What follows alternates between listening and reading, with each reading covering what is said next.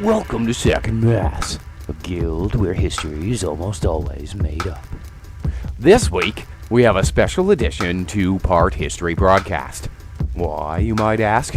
Well, our temporal leader Oz, who would certainly never harm anybody, has frozen all of time, so there's no real news to report.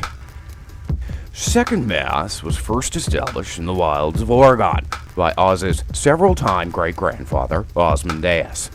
In 1834, Osmondeus was attempting to escape persecution in the East for his controversial views on man-cheese unions. The village he founded prospered for several months until the brutal winter of 1835, when all but one of the villagers were tragically eaten alive by a pack of wild cherries. And that is correct, cherries are significantly more sentient in this time. At this point, Osmondeus' son Ozurite decided Canada was a better idea and headed out alone.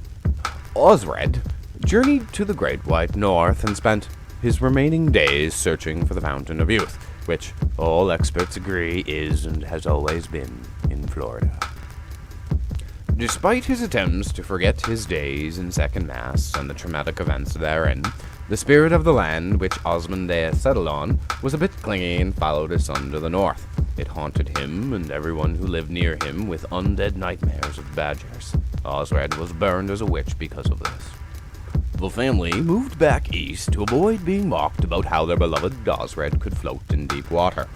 The spirit followed and continued to hang around the family until 2012, when descendant Ozurum would have quite enough of the spirit living on his couch and eating all of the small animals in the area. Ozurum decided to bind the spirit with dark magic into the universe of Star Wars: The Old Republic. He soon formed our beloved guild, which continuously sacrifices initiates who are insufficiently chatty in a dark, sadistic ritual to keep the spirit bound. This spirit now lives in our 6th deck of the guild ship, which does not exist and should not be addressed.